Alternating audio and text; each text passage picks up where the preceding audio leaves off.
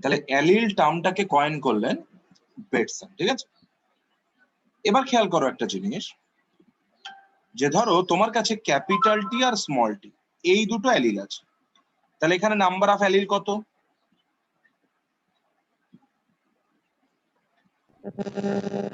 2। আর এখান থেকে দেখো তুমি কি কি জিনোটাইপ প্রিপেয়ার করতে পারো। ক্যাপিটাল টি প্রিপেয়ার করতে পারো, capital two small tea prepare করতে পারো, স্মল টি প্রিপেয়ার করতে পারো, তাই না? তাহলে number of allele equal to 2, then number of genotype would be 3। তাহলে তোমাকে যদি আর একটু কোনো বড় একটা ফিগার দিয়ে দেয়, যে সেক্ষেত্রে তোমাকে নাম্বার অফ অ্যালিল প্রোভাইড করে দিল, সেখান থেকে জিনোটাইপ কিভাবে পাবে, তাহলে এরকম একটা ফর্মুলা দিয়ে তোমরা বের করবে যে যদি নাম্বার অফ অ্যালিল তোমাকে প্রোভাইড করা থাকে n, then number of genotype তুমি সেখান থেকে পাবে n ইন্টু n প্লাস 1/2, মনে থাকবে? তাহলে নাম্বার অফ অ্যালিল যদি তুমি পাও n, তাহলে নাম্বার অফ জিনোটাইপ তুমি পাবে n ইন্টু n প্লাস 1/2, ঠিক আছে। ধরো তোমায় বললো যে blood group is determined by 3 alleles IA, IB and I। Question কি দিল, যে blood group is determined by 3 alleles, how many genotypes are possible? এক নম্বর অপশন 4টে, 6টা, 8টা, 10টা। আনসার 6টা। 6 কি করে? তার কারণ তুমি দেখলে 3 ইন্টু 3 প্লাস 1/2, তাহলে আনসার হয়ে গেল 6। ক্লিয়ার? তাহলে তোমাকে যদি নাম্বার অফ অ্যালিল প্রোভাইড করে, তাহলে বলো তুমি সেখান থেকে নাম্বার অফ জিনোটাইপ বের করতে পারবে, হ্যাঁ কি না? হ্যাঁ স্যার। হ্যাঁ স্যার। হ্যাঁ স্যার। আবার দেখো এই যে টোটাল জিনোটাইপটা পেলে, এই টোটাল জিনোটাইপটার মধ্যে থেকে যদি আমরা বের করতে চাই যে হোমোজাইগাস জিনোটাইপ কতগুলো,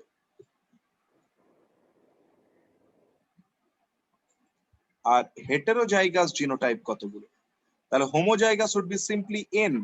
তাহলে দেখো নাম্বার অফ অ্যালিল যদি n হয়, তার মধ্যে থেকে হোমোজাইগাস জিনোটাইপ হবে n। তাহলে বলো এখানে যদি 3 অ্যালিলস তোমাকে প্রোভাইড করা থাকে, তাহলে এদের মধ্যে থেকে হোমোজাইগাস জিনোটাইপ কতগুলো হবে? 3টে। 3। আর 3টে। হেটেরোজাইগাস কতগুলো হবে? হেটেরোজাইগাস হবে বাকি 3টে, তাই না? হেটেরোজাইগাসটা কিভাবে বের করতে পারি? That is n into n minus 1/2, n into n minus 1/2। তাহলে তোমাকে বললো আর একটু বড় ফিগার দিয়ে দিল যে কোনো একটা স্পেসিফিক ধরো ড্রসোফিলার আই কালার ডিটারমাইন করার জন্য সেখানে তোমার কাছে 12টা অ্যালিল আছে। তাহলে যদি ড্রসোফিলার আই কালার ডিটারমাইন করার জন্য 12টা অ্যালিল থাকে বা 15টা অ্যালিল থাকে, তাহলে তুমি কি বের করতে পারবে সেখান থেকে what would be the total number of genotype, তার মধ্যে হোমোজাইগাস জিনোটাইপ কাকে বলবো, তার মধ্যে হেটেরোজাইগাস কতগুলো হবে, এই সব জায়গাগুলো বের করতে পারবো আমরা? এনশিওর করো আমাকে। হ্যাঁ স্যার।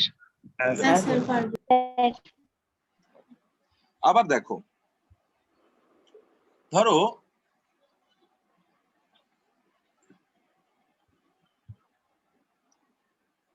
এই যে 3টে জিনোটাইপ তুমি পেলে ক্যাপিটাল টু স্মল টি থেকে, এর মধ্যে বলো তো এই প্রথমটা শেষেরটা আমরা কি বলতে পারি যে this are composed of alleles with similar property?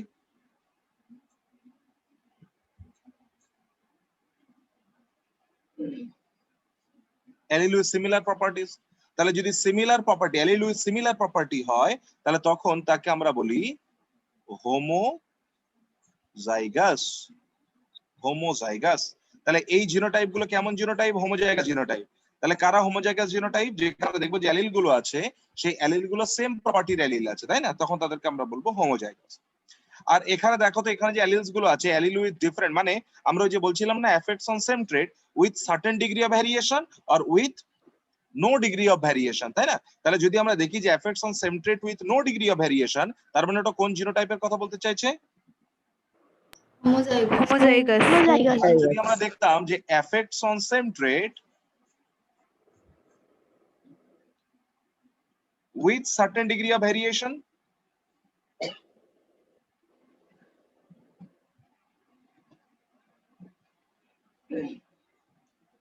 with certain degree of variation কি হয়ে যাবে বলো তখন? হেটেরোজাইগাস। তার কারণ এখানে যে অ্যালিল গুলো আছে দেখো সেই অ্যালিল গুলো আর অফ সিমিলার প্রপার্টি নাকি আর of different properties? Different properties. Okay, তাহলে হোমোজাইগাস আর হেটেরোজাইগাস কোনটা বোঝা গেল। আচ্ছা বলো তো এরকম কি পসিবল যে একটা ডিপ্লয়েড অর্গানিজম, এই ডিপ্লয়েড অর্গানিজমের তার সোম্যাটিক সেলে কোন একটা ক্রোমোজোমের কপি সিঙ্গেল, এরকম পসিবল? বলো পসিবল ইয়া ইম্পসিবল? হ্যাঁ স্যার, তারপর তখন ওটা হেমিজাইগাস হয়ে যাবে। ভেরি গুড, বাহ, গ্রেট। তাহলে দেখো যে যখন আমরা এরকম কন্ডিশন দেখবো কোথায় পাওয়া যাবে বলো তো। ধরো আমরা যদি মেলে চলে যাই, তাহলে মেলের সেক্স ক্রোমোজোম কেমন আছে? একটা এক্স একটা ওয়াই। তাহলে বলো তো একটা মেলে তার যে এক্স ক্রোমোজোমটা, সেই এক্স ক্রোমোজোমের কপি একটা তো? তাহলে নাম্বার অফ এক্স ক্রোমোজোম দেখো একটা আছে, নাম্বার অফ ওয়াই ক্রোমোজোম দেখো একটা আছে। কোথায়? In diploid organism, in diploid organism. তাহলে তখন আমরা এরকম জিনোটাইপকে বলি হেমিজাইগাস জিনোটাইপ। হেমিজাইগাস জিনোটাইপ বোঝা গেল কার নাম হেমিজাইগাস। তাহলে তিনটে টার্ম কি সবার ক্লিয়ার হয়েছে? হোমোজাইগাস, হেটেরোজাইগাস আর হেমিজাইগাস। হোমোজাইগাস, হেটেরোজাইগাস, হ্যাঁ, স্যার। সবার ক্লিয়ার? আফরিন বুঝতে পেরেছো? আফরিন, হেমিজাইগাস মানে হচ্ছে যে যখন একটা ডিপ্লয়েড গ্রুপ অফ অর্গানিজমস দেখলাম, তোমরা তো একটু আগে বললে যে ডিপ্লয়েড অর্গানিজম কথাটা মানে হচ্ছে যে তার প্রত্যেকটা সেলে প্রত্যেকটা ক্রোমোজোমের কপি দুটো করে থাকবে। কিন্তু এখানে দেখলাম যে ডিপ্লয়েড গ্রুপ অফ অর্গানিজম তার প্রত্যেকটা সেলে এই ক্রোমোজোমের কপিগুলো দুটো করে নেই, একটা করে আছে। তাহলে ডিপ্লয়েড অর্গানিজমে যদি কোনো একটা ক্রোমোজোমের কপি সিঙ্গেল থাকে, তাহলে তখন সেই যে জিনোটাইপটা that is named as hemizygous genotype. বোঝা গেল? এক্সাম্পল কি হবে? Chromosome and Y chromosome in male present in hemizygous condition. Okay? Okay sir.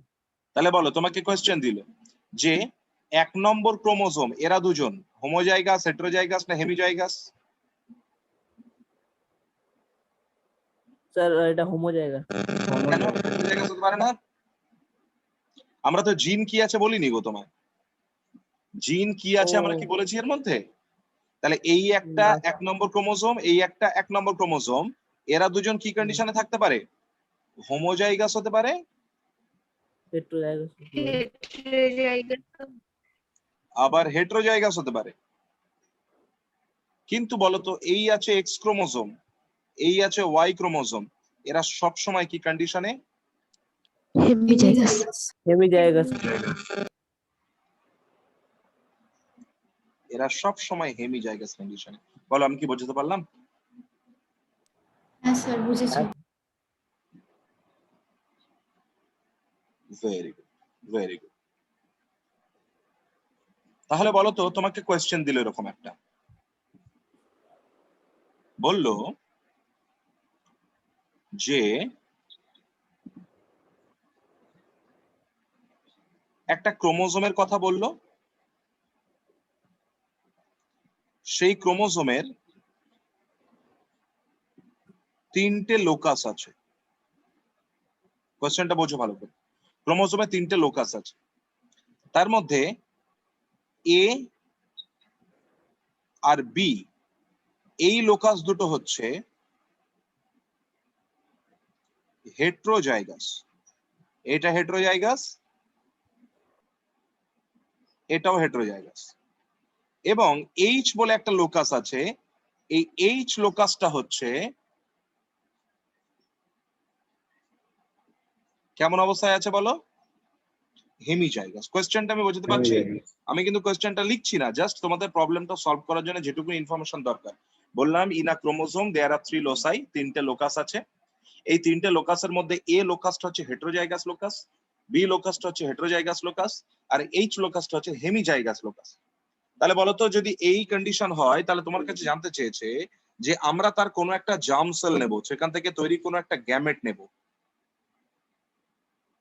একটা গ্যামেট নেব, সেই গ্যামেটে এবিএইচ আসার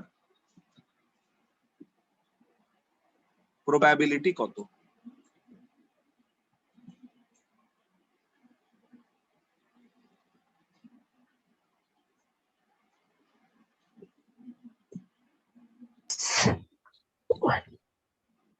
কোশ্চেনটাকে আমি সহজ করে দিই একটু। এটা একটা ক্রোমোজোম না, এটা ধরো তিনটে ক্রোমোজোমস আছে। এইটা একটা ক্রোমোজোমের উপর, ধরো এ একটা ক্রোমোজোমের উপর লোকাস, বি একটা ক্রোমোজোমের উপর লোকাস, এইচ আর একটা ক্রোমোজোমের উপর লোকাস। ধরো কাজটা সহজ করে দিলাম, যে তিনটে ক্রোমোজোম তার তিনটে লোকাস নিলাম একটা একটা করে, ওয়ান ক্রোমোজোম ওয়ান লোকাস পার ক্রোমোজোম। তাহলে এ এর জন্য একটা, বি এর জন্য একটা, এইচ আর একটা ক্রোমোজোম থেকে নিলাম। তাহলে বললো আমি এখান থেকে একটা গ্যামেট তৈরি করব, এবিএইচ যে গ্যামেটটা, তার প্রবাবিলিটি কত হবে?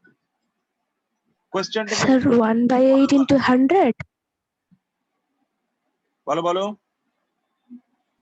1/8 into কিভাবে করলে বলো, কিভাবে করলে বলো? স্যার এ থেকে স্মল এ এলো একটা, বি থেকে একটা স্মল বি, আর এইচ ওয়াই মানে এইচটা তো হেমিজাইগাস, তো এখান থেকে বাহ, এইচ নিলাম, তো প্রত্যেকটা থেকে excellent, half half half. Excellent, excellent, excellent. তাহলে দেখো এ এ ছিল, তাহলে এখান থেকে আমি এ নিয়েছি, তাহলে বলো তো 1/2, তাই তো? সেকেন্ড আর একটা ক্রোমোজোম আছে বি বি, তাহলে সেখান থেকে বি নিয়েছি, মানে আবার 1/2। আর এখানে দেখো এইটা যদি এক্স ওয়াই হয়, তাহলে এখানে আইদার আমার কাছে এই এইচ ক্রোমোজোম আসবে, এই জিনটা আসবে, অথবা অন্য একটা ক্রোমোজোম আসবে, কিছু না কিছু তো আসবেই গ্যামেটের মধ্যে। তাহলে এইচ আসার প্রবাবিলিটি 1/2। তাহলে দেখো একটা কয়েনকে একবার দুবার তিনবার টস করলে, তাহলে তিনবার টস করলে প্রথমবার টেল, পরের বার টেল, তারপরে বার হেড পড়ার প্রবাবিলিটি কত? 1/2 ইন্টু 1/2 ইন্টু 1/2। তাহলে দ্যাট উড বি 1/8 ইন্টু, তাহলে এটা হচ্ছে তার পার্সেন্টেজ। প্রবাবিলিটি বললে 1/8 হচ্ছে তার প্রবাবিলিটি। বোঝা গেছে? সবাই বুঝতে পেরেছো কোয়েশ্চেনটা? Very good. আনসার করলে বর্ষা? হ্যাঁ sir. Very good, thank you. চলো বাকিরা বুঝতে পেরেছো? সবাই বুঝেছি? হ্যাঁ স্যার। আচ্ছা। ওকে, তাসনিন বুঝতে পেরেছো? তাসনিন? হ্যাঁ sir. Very good. Mayukh? Mayukh বুঝতে পেরেছো? তন্ময়? হ্যাঁ স্যার। ওকে, চলো নেক্সট। এবার তাহলে খেয়াল করো, আমরা এখান থেকে হোমোজাইগাস, হেটেরোজাইগাস, সেমিজাইগাসের গল্পটা শিখে গেলাম। মেন্ডেল তিনি এই যে টোটাল 7 পেয়ারস অফ ক্যারেক্টার্স নিয়ে কাজ করলেন, এই 7 পেয়ারস অফ ক্যারেক্টার্স এর বা 7 পেয়ারস অফ ক্রোমোসোমস নিয়ে তিনি যে কাজ করলেন,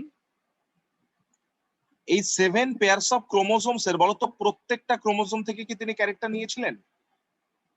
আমি কতগুলো ক্যারেক্টার নিয়ে স্টাডি করেছেন সেদিকে যাচ্ছি না, আমি তিনি তার যে ফাইনাল থিসিস পেপারটা ছিল, সেই পেপারে তিনি কতগুলো ক্যারেক্টারকে সাবমিশন করেছিলেন সেইটা নিয়েই আমরা কাজ করছি, 7 পেয়ারস অফ ক্যারেক্টার্স। তাহলে এই 7 পেয়ারস অফ ক্রোমোসোমস থেকে তিনি যে 7 পেয়ারস অফ ক্যারেক্টার্স নিয়েছিলেন, কন্ট্রাস্টিং ক্যারেক্টার্স, তাহলে সেই 7 পেয়ারস অফ কন্ট্রাস্টিং ক্যারেক্টার্স গুলো কি প্রত্যেকটা ক্রোমোসোম থেকে একটা একটা করে নেওয়া ছিল, নাকি কোনো ক্রোমোসোম থেকে নেওয়াই হয়নি, আবার কোনো ক্রোমোসোম থেকে মোর দ্যান ওয়ান নেওয়া হয়েছিল? হ্যাঁ স্যার, কোনো কোন কোন নেওয়া হয়নি আবার। বাহ, ভেরি গুড। কোন কোন জায়গা থেকে নেওয়া হয়েছিল? তাসনিন বলবে, তাসনিন বলো। 1 4 5 7, ঠিক আছে?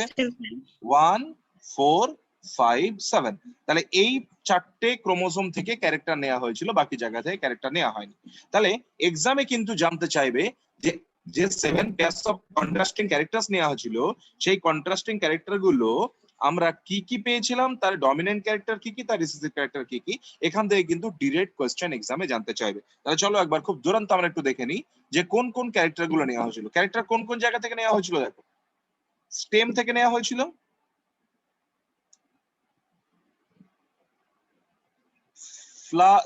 পিপট থেকে নেওয়া হয়েছিল, ফ্রুট থেকে, সিড থেকে নেওয়া হলো, ফ্লাওয়ার দিয়ে ফ্লাওয়ার থেকে নেওয়া হলো। স্টেম থেকে কি কি নেওয়া হয়েছে বলো? লোকেশন অফ স্টেম থেকে স্টেম লেন্থ, তার হাইট। তাহলে একটা হচ্ছে location of flower on stem, আর একটা হচ্ছে স্টেম লেন্থ। ওকে, ডিরেক্ট কিন্তু কোয়েশ্চেন জানতে চাইবে এখান থেকে, ডিরেক্ট কোয়েশ্চেন, ইজি কোয়েশ্চেন, দেখবে আনসার হবে। ওকে, দেখো তাহলে location of flower on stem, dominant হচ্ছে অ্যাক্সিয়াল, রিসেসিভ হলো terminal. Okay, length of stem তোমরা সবাই জানো, টল হচ্ছে ডমিনেন্ট, ডোয়ার্ফ হচ্ছে রিসেসিভ। পিপড যেটা, এটা হচ্ছে আমাদের ওই মটরশুটি যেটা, ঠিক আছে, ফ্রুট যেটা, ফল যেটা, এই ফ্রুট থেকে বা পিপড থেকে কি কি ক্যারেক্টার নেওয়া হয়েছিল? ফার্স্ট নেওয়া হলো শেপ অফ পিপড, তাহলে এটা হতে পারে এরকম, দেখো, ফুল অর ইনফ্লেটেড,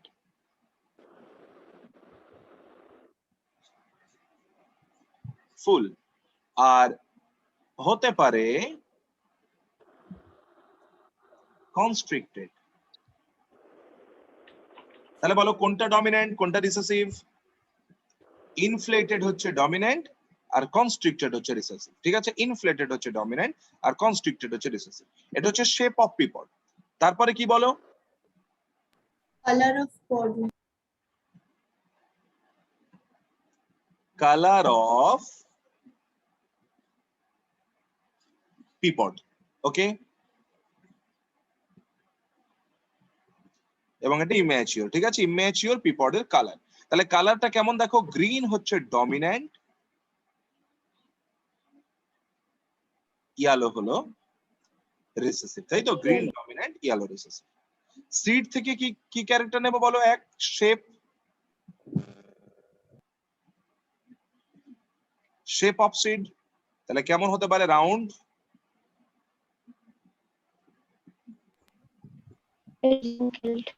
রিঙ্কল। ঠিক আছে। তারপর এবার আমরা দেখবো যে colour of matured cotyledon, colour of cotyledon. তাহলে যদি কটিলেডনে কালার দেখি, সিড লিফের কালার দেখি, তাহলে সেটা হলো ইয়েলো হলো কেমন বলো? ডমিনেন্ট, ডমিনেন্ট, গ্রিন হচ্ছে গ্রিন হচ্ছে রিসেসিভ, যে পিপডের কালার তার ডমিনেন্ট হচ্ছে গ্রিন, রিসেসিভ হচ্ছে ইয়েলো। আর কালার অফ কটিলেডন ম্যাচিওর তাকে আমরা বলি ইয়েলো হচ্ছে ডমিনেন্ট আর গ্রিন হচ্ছে রিসেসিভ, ঠিক আছে, ভুল করবে না। নেক্সট, আর ফ্লাওয়ার থেকে আমরা নেব ফ্লাওয়ার কালার, ভায়োলেট হচ্ছে ডমিনেন্ট আর হোয়াইট রিসেসিভ। হোয়াইট হলো রিসেসিভ। তাহলে বলো, তোমাদের কোশ্চেন এরকম দেবে যে which of the following pairs of characters বা couples of characters are dominant. তাহলে এর মধ্যে থেকে দুটো তিনটে বেছে দিলে কোনটা কোনটা ডমিনেন্ট কোনটা কোনটা রিসেসিভ, এই বেসিক জায়গাটুকু কি সবার ক্লিয়ার হলো? আমরা খুঁজে নিতে পারবো যে ডমিনেন্ট বলে মাঝখানে একটা রিসেসিভ ঢুকে পড়লে বা রিসেসিভ বলে মাঝখানে একটা ডমিনেন্ট ঢুকে পড়লে চিনতে পারবো? হ্যাঁ স্যার, হ্যাঁ স্যার, হ্যাঁ স্যার। Very great. নেক্সট, এবার খেয়াল করো, এখানে এই যে শেপ অফ সিড, এই শেপ অফ সিড, এই শেপ অফ সিডটা রাউন্ড কখন, রিঙ্কেলড কখন, এটা একটা জিনের উপর ডিপেন্ড করে। That gene is named as starch branching enzyme gene. Starch branching gene থেকে আমরা কি পাবো? Starch branching enzyme.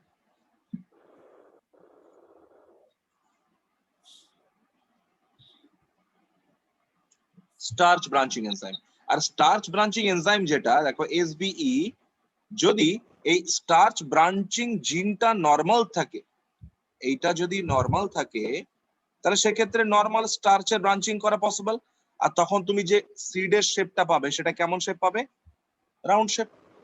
আর যদি স্টার্চ ব্রাঞ্চিং জিনটা কোনোভাবে মিউটেটেড হয়ে যায়, তাহলে তখন ও আর স্টার্চটাকে ব্রাঞ্চ করতে পারবে না, তখন সেটা হয়ে যাবে রিঙ্কল, রিঙ্কল, তখন সেটা এরকম দেখতে হয়ে যাবে। ক্লিয়ার? বুঝতে পেরেছো? আবার দেখো, স্টার্চের যে গ্র্যানিউলটা, স্টার্চ গ্র্যানিউল পরিমাণের ওপর, স্টার্চ গ্র্যানিউলের পরিমাণের ওপর তার অ্যামাউন্টের উপর কিন্তু আমরা শেপটাকে দেখতে পাই। ধরো আমি যদি দেখি যে কোনো একটা সিডে স্টার্চ গ্র্যানিউল অনেক বেশি আছে, হিউজ, ঠিক আছে, বা আমরা বলতে পারি লার্জ স্টার্চ গ্র্যানিউল। তাহলে যদি স্টার্চ গ্র্যানিউল অনেক বেশি হয় তাহলে তখন সেই সিডটার শেপ কেমন হবে? রাউন্ড। আবার দেখো স্টার্চ গ্র্যানিউলের অ্যামাউন্টটা হতে পারে মিডিয়াম, তখনও কিন্তু সিডের শেপটা কেমন হবে? রাউন্ড। আবার স্টার্চ গ্র্যানিউলের পরিমাণটা হতে পারে খুব কম, তাই না, স্মলার অ্যামাউন্টে আছে, তাহলে স্মলার অ্যামাউন্টে থাকলে তখন কিন্তু সিডটা কেমন হয়ে যাবে? তাহলে খেয়াল করবে এই জায়গাটা ভীষণ ইম্পর্টেন্ট জায়গা। এক হচ্ছে যে একটা সিড সেটা রাউন্ড হবে কখন? যদি দেখি যে স্টার্চ ব্রাঞ্চিং জিনটা নরমাল আছে এবং স্টার্চ গ্রেনের যে পরিমাণটা, সে স্টার্চ গ্রেনটা যদি হিউজ হয়, লার্জ হয়, অনেক বেশি হয়, তখনও সেটা রাউন্ড হবে। আর স্টার্চ গ্র্যানিউল যদি মিডিয়াম অ্যামাউন্টের হয় তখনও সেটা রাউন্ড হবে। একমাত্র যদি স্টার্চ ব্রাঞ্চিং জিনটা মিউটেটেড হয় এবং স্টার্চের অ্যামাউন্টটা যদি খুব কম থাকে, স্মলার আর স্ক্যান্টি অ্যামাউন্ট অফ স্টার্চ থাকে, তাহলে তখন কিন্তু সিডটা কেমন দেখতে হবে? That would be wrinkled. Clear?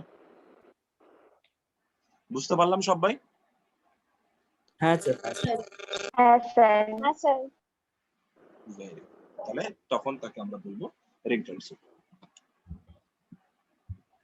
তাহলে আমায় বলো, এই যে বেসিক জায়গাটা আমরা শিখলাম, এখান থেকে ধরো আমি এই স্টেম লেন্থটাকে নিলাম, টল পি প্লান্ট আর ডোয়ার্ফ পি প্লান্ট। তাহলে টল এবং টলের রেসপেক্টে কন্ট্রাস্টিং যে কোনো, ধরো টল মানে আমি যদি 6 ফিট টল নিয়ে নিই, তাহলে এর রেসপেক্টে কন্ট্রাস্টিং যে কোনো একটা ক্যারেক্টার নিয়ে নাও, 5 ফিট, 4 ফিট, 3 ফিট, 2 ফিট, তার মানে আমি বললাম সেটা ডোয়ার্ফ প্লান্ট, তাই না? তাহলে আমি ধরো প্রথমে একটা ক্রস ডিজাইন করার চেষ্টা করছি। ক্রসটা হচ্ছে টল এবং তার কন্ট্রাস্টিং ক্যারেক্টার কি বলো? ডোয়ার্ফ। তাহলে টল মানে আমি ধরলাম এখানে আছে ক্যাপিটাল টি, ডোয়ার্ফ মানে এখানে ধরলাম স্মল টি। তাহলে এরা কোন জেনারেশন?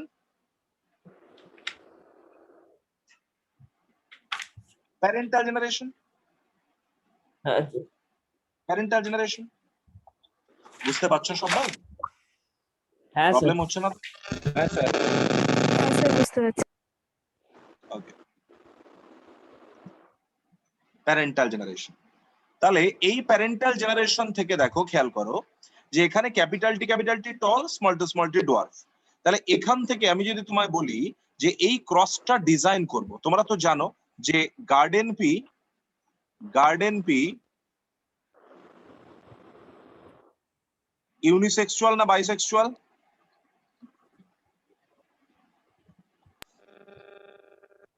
বাইসেক্সুয়াল। সেখানে মেল ফিমেল দুটোই আছে, দুটো পার্টি একই ফ্লাওয়ারের মধ্যে আছে। তাহলে বলো তো, যদি দুটো পার্টি একই ফ্লাওয়ারের মধ্যে থাকে তাহলে আমরা বলতে পারি যে প্লান্টটাকে আমি ধরে নিলাম প্রথমে যে ডমিন্যান্ট মেল নিচ্ছি, রিসেসিভ ফিমেলের সঙ্গে ক্রস করাচ্ছি।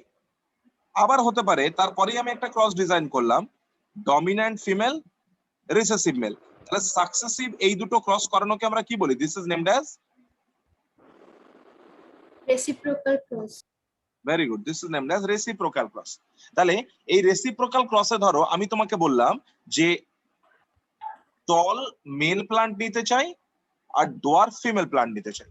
তাহলে বলো তো আমরা মাদার হিসাবে যাকে সিলেক্ট করব, ধরো ডোয়ার্ফকে মাদার হিসাবে সিলেক্ট করলাম, তাহলে আমরা এমন একটা প্লান্ট নিলাম যে প্লান্টের স্টেম লেন্থটা কেমন, টল না ডোয়ার্ফ? ডুয়ার্ফ। ডোয়ার্ফ। তাহলে আমরা প্রথমে মাদারটাকে সিলেক্ট করলাম, দেখো সিলেক্ট মাদার। মাদারকে সিলেক্ট করার পরে বলতো সেই মাদারের যে ফ্লাওয়ারটা আছে সেই ফ্লাওয়ারের মধ্যে থেকে বলতো আমরা কি আর স্ট্যামেনকে রাখতে চাইবো? কারণ ওটাকে তো আমরা ফিমেল হিসাবে না sir. Mother female parent. Very good.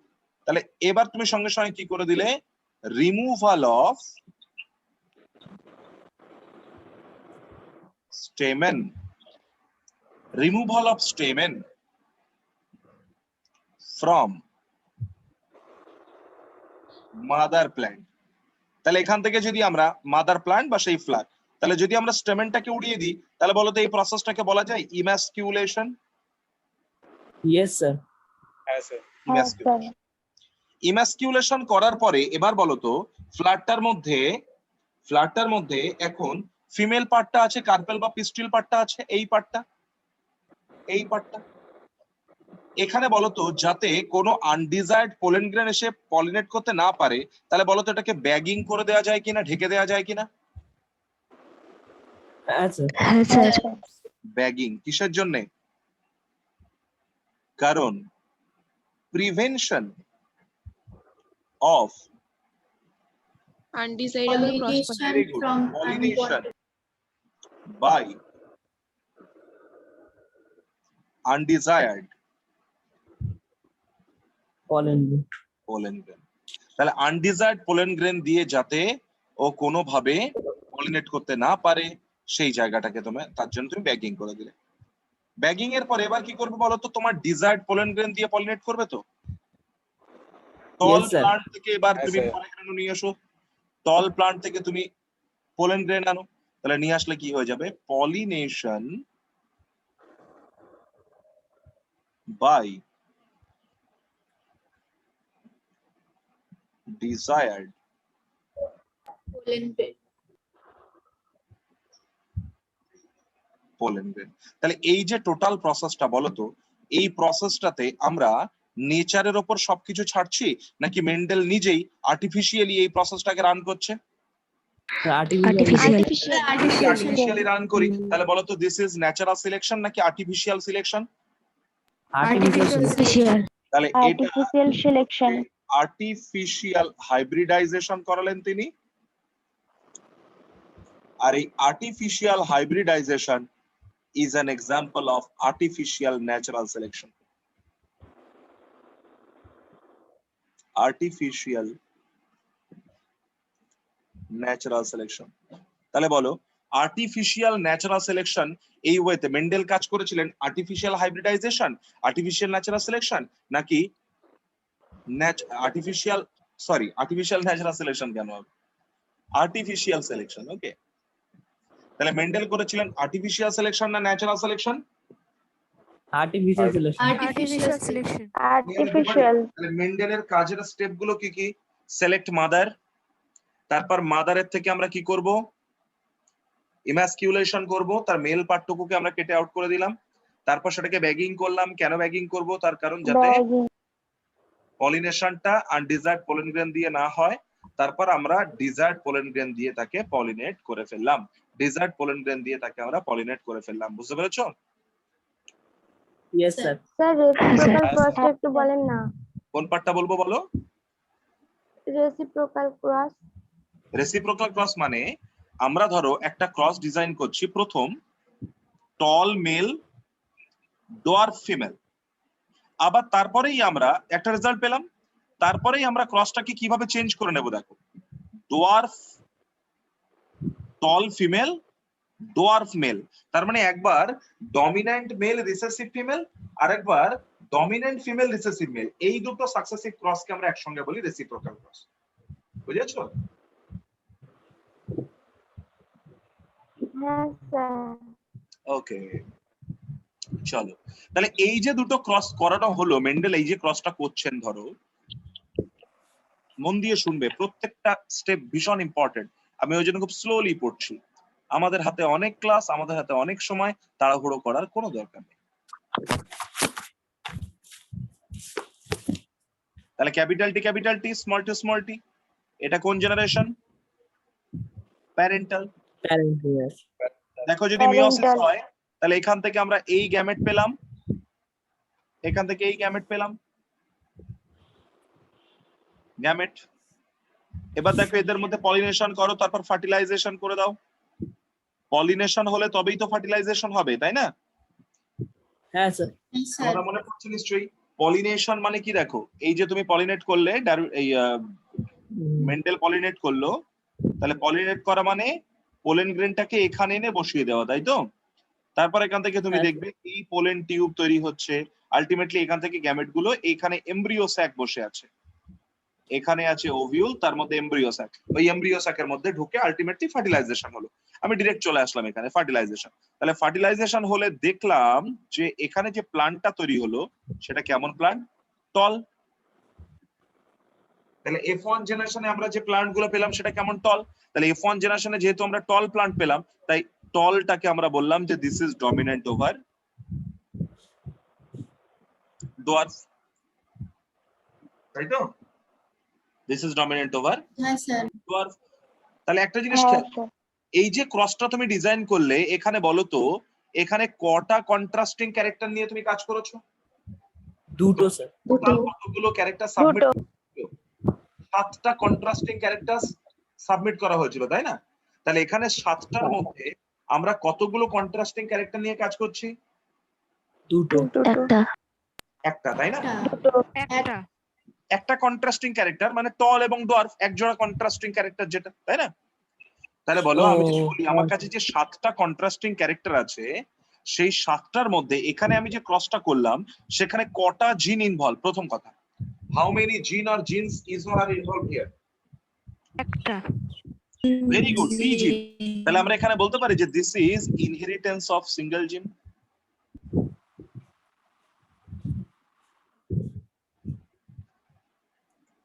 Inheritance of single gene. তাহলে সিঙ্গেল জিনের যদি ইনহেরিটেন্স হয় তাহলে তখন তাকে আমরা কি নামে ডাকি?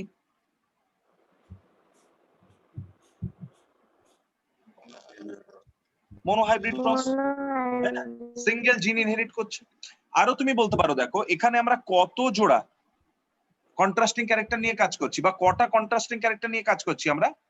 একটা কন্ট্রাস্টিং একটা। ক্যারেক্টার। তাহলে এখানে আমরা বললাম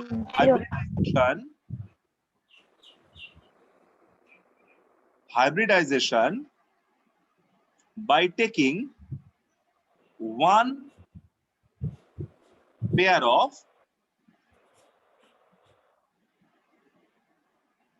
contrasting character। তাহলে এটাও কাকে ইন্ডিকেট করছে? It also indicates monohybrid cross. It also indicates monohybrid cross. আবার খেয়াল করো যে যদি আমরা এখানে দেখি যে একটা টল একটা ডোয়ার্ফ, এই প্লান্টটার কথা ভাবো, এই প্লান্টটার কথা ভাবো, দেখো এটাকে মনোহাইব্রিড কেন বলছি? তার কারণ এখানে এই যে টল ক্যারেক্টারটা নিলাম আমরা, এই টল ক্যারেক্টারটা নেওয়াতে এর বাকি ক্যারেক্টার গুলো বলতো দুজনের ক্ষেত্রে সেম হবে কিনা? ধরো একটা ক্যারেক্টারের জন্যই এই প্যারেন্ট গুলো আলাদা, এটা টল এটা ডোয়ার্ফ। ধরো এর যদি আমরা দেখি যে ফ্লাওয়ার কালার ভায়োলেট, তাহলে এরও ভায়োলেট। এটা যদি আমরা দেখি যে অ্যাক্সিয়াল ফ্লাওয়ার, তাহলে এরও axial flower.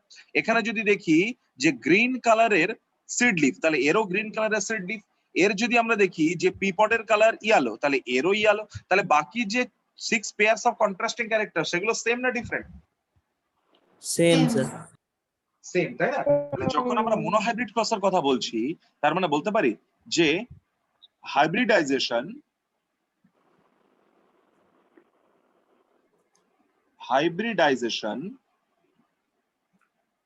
by taking parents which are different only for one point single character.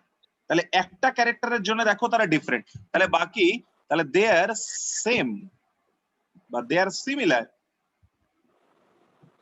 For rest 6 characters. বোঝা গেল? তাহলে এইটাকে মেনটেন করাটাকে আমরা বলি পিওর লাইন। দিস ইজ কি বলো? Pure line. This is pure line. তাহলে বলো আমরা যদি বলি পিওর লাইন দিয়েও দেখো একটা মনোহাইব্রিড ক্রসের ডেফিনেশনটাকে ক্লিয়ার করতে পারলাম যে monohybrid cross means hybridization by taking parents which are different only for a single character। বলো তো এখান থেকে আমি যদি তোমায় বলে দিই যে ইনহেরিটেন্স অফ টু জিন, তার মানে সেটা কি ক্রস? Dihybrid cross. বললাম hybridization by taking, শোনো, hybridization by taking two pairs of contrasting characters, তখন সেটা কোন cross? Dihybrid cross. Hybridization by taking parents which are different only for two characters, বাকি 5টা ক্যারেক্টারের জন্য তারা সেম, তাহলে তার নাম কি ক্রস? Dihybrid Dihybrid. তাহলে আমি কি তোমাকে একটা ওভারঅল ধারণা দিয়ে দিতে পারলাম, একটা কনসেপ্ট বিল্ড করতে পারলাম যে কার নাম মনোহাইব্রিড, কার নাম ডাইহাইব্রিড, কার নাম ট্রাইহাইব্রিড, কার নাম টেট্রাহাইব্রিড, কার নাম পেন্টাহাইব্রিড, কার নাম হেক্সাহাইব্রিড, কার নাম হেপ্টাহাইব্রিড। হ্যাঁ স্যার। হ্যাঁ স্যার। তাহলে মেন্ডেল আলটিমেটলি যে সাবমিশনটা করলো পেপারটা, তাতে বলো তো ম্যাক্সিমাম কত হাইব্রিড ক্রস পর্যন্ত হতে পারে? 7টা হেপ্টাহাইব্রিড স্যার। ক্রস, একটা ছটা। ম্যাক্সিমাম হচ্ছে হেপ্টাহাইব্রিড ক্রস। তার কারণ সেখানে সবগুলো ক্যারেক্টারের জন্য তারা আলাদা। বুঝতে পেরেছো? ও স্যার পিওর লাইনটা একবার বলুন না। Pure line simply means, concept কোথায় হারিয়ে গেল? পিওর লাইন সিম্পলি মিনস যে আমরা যখন মনোহাইব্রিড ক্রস রান করছি তখন একটা ক্যারেক্টারের জন্য প্যারেন্টরা ডিফারেন্ট হবে, বাকি সমস্ত ক্যারেক্টারের জন্য প্যারেন্ট সেম হবে। দেখো একটা টল একটা ডোয়ার, বাকি ক্যারেক্টার কিন্তু দুজনের ক্ষেত্রেই এক্স্যাক্টলি সেম হবে। এইটাকে আমরা বলছি মেইনটেইনিং পিওর লাইন। বোঝা গেছে? স্যার হ্যাঁ, হ্যাঁ স্যার। স্যার যখন হেপ্টা হাইব্রিড ক্রস হবে তখন তো পিওর লাইন মেনটেন হবে না। তখন পিওর লাইন মানে তখন পিওর লাইনের আর কি গল্প থাকবে? তখন আমরা বলতে পারি প্রত্যেকটা ক্যারেক্টার ডিফারেন্ট, এর যা ওর তার থেকে ডিফারেন্ট। বুঝতে পেরেছো?